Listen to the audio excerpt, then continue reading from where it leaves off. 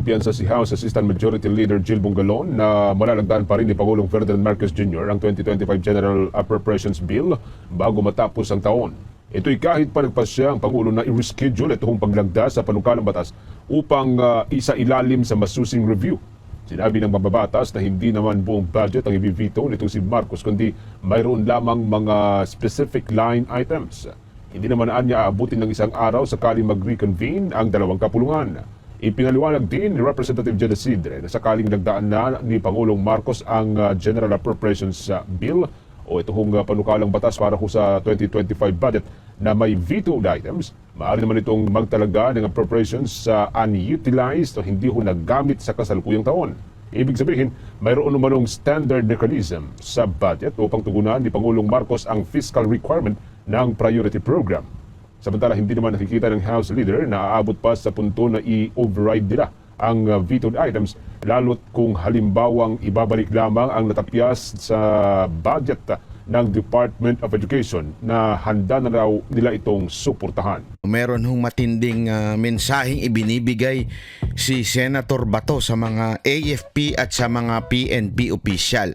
Kasi alam nyo, itong mga nakaraang araw, talaga hong medyo iba na ho ang banata na nangyayari dito ho sa Senado at sa Kamara. Particular na po kay Senator Bato at dito kay Acop at kung sino-sino pa po katulad ni Paduano. Ang tindi na ho ng binibitawan na salita ho ni Bato. Alam naman po natin si Bato, siya po ay yan yung tipo ng tao na meek. Alam ibig sabihin ng meek? M-E-E-K. Ibig sabihin po niyan, siya po ay strong pero controlled. Siya po ay matikas, malakas pero controlled. Hindi po yan yung katulad ni Paduano na lagi na lang galit. Hindi ho yan ganun, di ba? Hindi po yung high blood na katulad ni Paduano parang inagawa ng candy. Hindi ho ganun yan. Pero si Bato, pag siya po ay nagalit na, pag nagsalita na ho, malaman na ang kanyang sinasabi. At matindi na nga ho ang binitawan niya ho patungkol ho dito sa pag-contempt ng Kamara dito po kay DG Wilkins, so Director General PIDEA Chief Wilkins, 'di ba? At saka doon sa isa pang kinontempt yung si Grijaldo, yung may bali na may bali na ho dito, anak ng tsutsa, talagang ikinulong pa rin. Walang pakialam si Barbers. Eto si Barbers talaga. Feeling ko nasaktan ito Nasaktan to kasi mantakin mo, gusto ba naman niyang pa-NBI pa yung mga vloggers kuno na hindi naman siya pinatulan ng NBI kasi alam mo itong NBI professional din naman po yan. Hindi naman po pwedeng basta-basta na lang sila magkukulong ng tandaan ninyo ang tayo po ay merong isang matinding batas ika nga sa konstitusyon, yan po yung Bill of Rights, di ba? Article 3 po yan, napaka-importante, isa hong sagrado yan, freedom of speech. And as a social media vlogger, you might not consider it as a professional media, but still social media. Kaya nga social Mas social pa doon sa media. Hindi wala akong biro. Ibig ko sabihin, sila po ay parte rin po ng media. Ang platform nga lang through online, internet. As a matter of fact, mas pinaniniwalaan pa sila. Kasi nga po, kung mapansinin ninyo, yung mga news traditional media ay lumipat na rin sa social media. Ibig pong sabihin lamang po nun mga kababayan, mas effective po at minsan mas kapanipaniwala dahil alam naman natin, pag mainstream media, yan po ay pagmamayari ng mga oligark. May mga minahan yan. Di ko na lang sasabihin kung sino yung matinding may minahan dyan. Pero gayon pa man, kaya ho sila ay sumisip-sip din ho sa mga politiko. Hindi ho sila independent. Maybe the anchor or the host, maybe may sarili silang opinion. Pero pag yan po, chinap-chap na ho ng newsroom at iba na ang pinalabas sa newsroom. Tandaan natin, ang newsroom yung kanilang manager dyan, yung kanilang nagko-control dyan. Siyempre, empleyado ho yan nung oligark na may-ari ng minahan. Naturalmente, nagsisip-sip yan. Tama, mali, di ba? Oh, alam nyo, importante ho nating maintindihan ng sitwasyon sa Pilipinas na yung media ay isa hong matinding sandata para ho sawatain itong mga animal nating mga politiko. At dahil nga po dyan din po naglalabas ng galit si Senator Bato. At eto, pag-usapan po natin yan, ha? Kasi marami ho siyang binitawan na talaga namang, alam mo, feeling ko, this is one way of calling the AFP and the PNP. Again, it is not to call na parang it is not na to rebel, okay? Hindi ho para magrebelde. Hindi ho yun ang, ako ho, paulit-ulit ko sinasabi ho ito sa aking channel. Kung ikaw ay regular na banateros, sigurado ko ho, alam nyo na ho ito, paulit-ulit ko na sinasabi ito. I am against any form of rebellion sa government. I am against, okay? Any form of rebellion. Bakit po kanyo? Kasi nga ho, alam naman po natin ang father of rebel walang iba kundi si Lucifer, di ba? Nag-rebelde yan sa Diyos eh. Tayo po, hindi tayo papayag dyan. Hindi ako agree dyan. Ang akin lang, pwede ho tayong mag-criticize o magbigay ng ating opinion at magkaroon tayo ng kalayaan, freedom of speech, freedom of expression. Dapat ganun ang gawin natin. Feeling ko, dapat panawagan na huna natin ito sa AFP and PNP. It's about time na panindigan ninyo yung sinumpaang tungkulin ninyo. Ano ho ba yung tungkulin ninyo? Protektahan ang konstitusyon at protektahan ang tao. Hindi po protektahan ang nakaupong politiko. So it's about time, AFP, PNP, it's about time na magsalita po kayo kung kayo na ang inaapi. Yung institusyon nyo na ang binabanatan. Kasi ngayon mga kababayan, yung ginawa kay Grijaldo, institusyon na ho ang binanatan doon. Hindi man lang siya ipagtanggol nung walang, ewan ko. Ayoko magsalita pero mahinang nilalang yung PNP chief natin. Yan ang katotohanan. Napakahida mo, PNP chief. Bakit kanyo? Binabastos na yung tauhan mo, ikaw nga. Yun ang totoo. Bakit kanyo? Itong kanyang tauhan, wala na ho, kinulong na, alam mo yun, may bali na, kagagaling lang sa opera, ikinulong ngayon ng kamera, wala ka man lang sinasabi. Takot ka, sir? Wala kang bayag, sir? Ako nagtatanong lang, sir, ha? Ako nagtatanong lang. May bayag ka ba, sir? Kasi sir, hindi na ho tama yung ang tauhan ninyo ay ginaganyan na ho.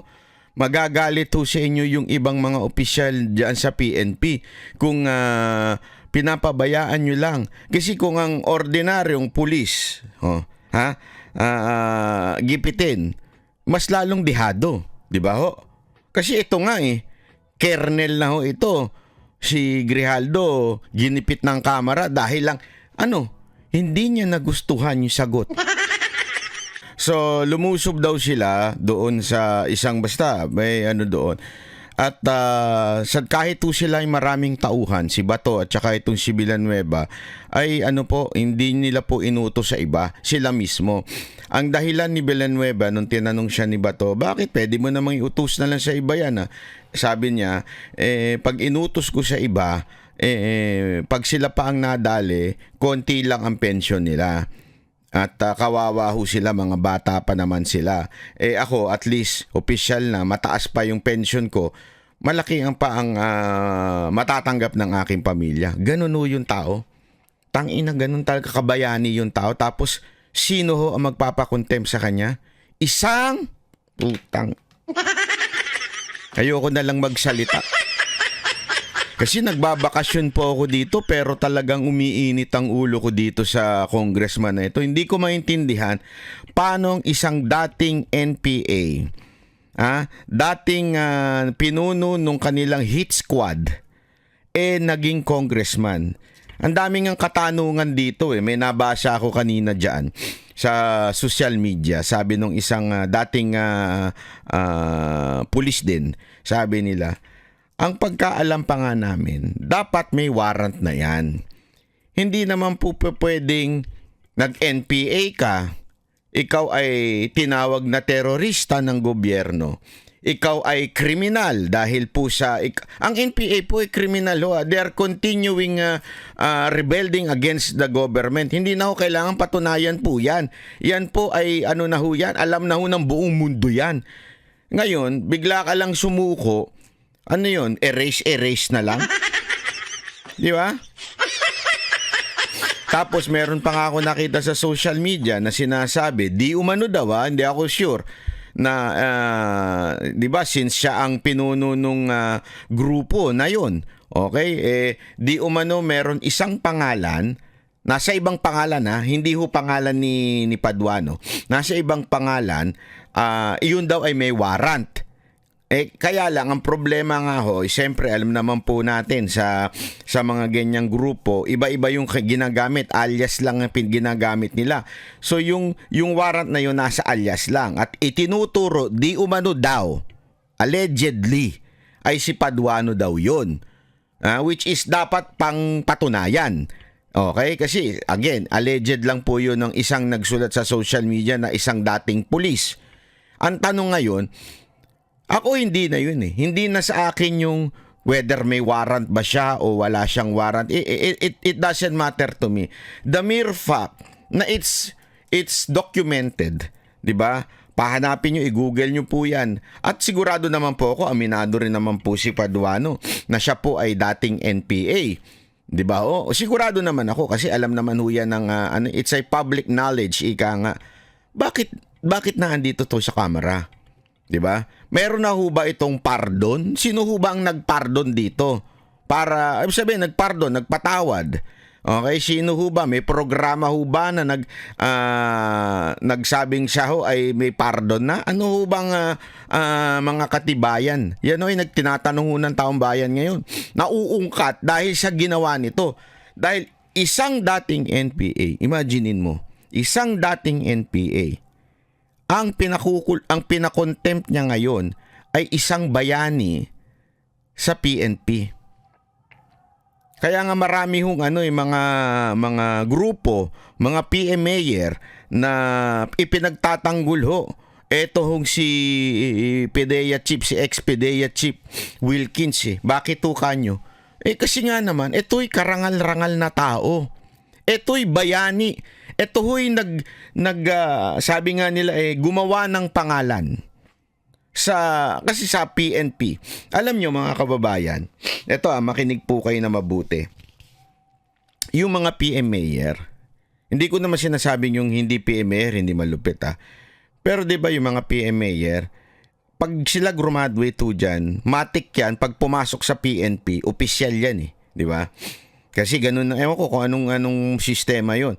Iba yung nasa graduate sa PNP o di kaya yung PNPA, di kaya yung mga crime criminology, mga ganyan-ganyan. Iba ho yung PMAyer. Diyan kumukuha ng opisyal yung ating gobyerno para sa PNP. So definitely, iilan lang po yun. Hindi naman po kasi lahat ng PMAyer napupunta sa PNP. Marami ho dyan kung saan na nakakalat. No? Yan o yung mga disiplinadong may mga honor na tao. Tas nasa AFP. Ang alam ko lang na walang kwenta dyan. Yung isang PMAyer na sundalong kanin. Kilala niyo yun? Pangalanan nyo nga yun. Laos na yun. Ayoko ng pangalanan yun. Yun lang ang pinaka-disgraceful na sundalo Si sundalong kanin. Ilagay nyo yung pangalan dyan. Kasi ayoko nang pasikatin yung animal na yun Yan. Kaya ho marami hong nagalit. Kasi very as in total talagang pambabastos, 'di ba? Talagang total disrespect to the institution. Mantakin mo isang dating NPA sa pagmumukhang ganyan. Tingnan niyo yung pagmumukha Alam mong walang gagawing maganda sa buhay. 'Di ba? Yung ganyang pagmumukha, hindi katiwa-tiwala 'Di ba? Sabi nga po ni Ka Eric, kilala niyo si Ka Eric, yung dating kadre na nasa SMNI, yung ating kaibigan si Ka Eric, sabi niya nga, etong si Paduano, sinipa pa nga daw to si NPA. Grabe, NPA ka na, sinipa ka pa. Mantakin mo, ikaw na yung You are the worst of the worst. Ika nga. Kasi napunta ka na si NPA. Tapos sinipa ka pa. Para bagang... hindi, parang parang ganito illustration yun eh. Parang napunta ka ng impyerno, sinipa ka pa ni Satanas doon. Sabi siya, masama ka pa. Doon ka na lang. Hindi, nilagpasan mo na yung ano. Parang ganun ang dating eh. Di ba? Oh. Mantakin mo, etong si Paduano ganun daw. Sabi ni Ka Eric allegedly, Ka Eric, ikaw may sabi hindi ako. Sabi ni Ka Eric, sinipa daw ito dahil nag-bodyguard daw sa isang politiko. Mantakin mo, NPA ka nag-bodyguard. Alam mo talagang may sabit pagka ganyan. Di ba? Alam mo talagang may sabit pagka ganyan ng ugali. Di ba? So yun na nga po, ganun na nangyari. Siya po ay sinipa hanggang sa napasok ko dito sa kanyang party list. Hindi nga ho ito binoto eh. Kasi 'di ba yung district congressman talagang binoboto 'yon. Ito ho ang binoboto ho sa party list system ay yung party list. Tapos ikaw yung first nominee, yung iba nga nalulusutan eh. Hindi ikaw ang first nominee nung binoto. Biglang ikaw na yung naging first nominee, pinatanggal mo yung... May mga ganong katarantaduhan dyan sa party list eh. Yung bigla na lang mawawala yung first nominee, tapos ikaw na yung naging congressman. Dapat tanggalin na yung sistemang ganyan eh. Hindi totoo lang. Dapat tanggalin mo yan sa ating pagka nabago talaga yung konstitusyon natin. Pero wag ngayon. Nayayariin tayo ng mga animal. Wag ngayon, yung mga buhaya, nakaabang yan. Dapat pag nabago yan, yung konstitusyon na yan, tanggalin na yung party list system na yan. O kung hindi man tanggalin, revisahin yung patakaran dyan. Dapat talagang may nominado na. Yun mismo yung iboboto mo. Kasi nangyayari, di ba, halimbawa, itong si pangalan nito, si Busita, binoto ng mga riders party list yan. Mantakin mo tuwan-tuwa yung mga rider. Yay! Panalo si Busita. Hindi nila alam, nakalusot din yung first nominee ng One Rider Party List. Yung Bugoy, na wala namang ginawa sa mga rider. Pero ang pangalan ng party list niya, One Rider Party List. Tama, mali? Kaya kayong mga rider, wag po kayong tatanga-tanga sa susunod na botohan. Wala na po si Busita sa One Rider Party List. Si Busita po tumatakbong senador. Okay? So, boto nyo na lang siyang senador. Walang problema yan. Kung gusto ninyo magkaroon kayo ng representante sa Senado, go! Maganda yan. Pero huwag nyo na iboto yung One Rider Party List. Yung mga nila doon, mga first nominee nila doon at saka second nominee nila, hindi naman na kayo ang iniintindi.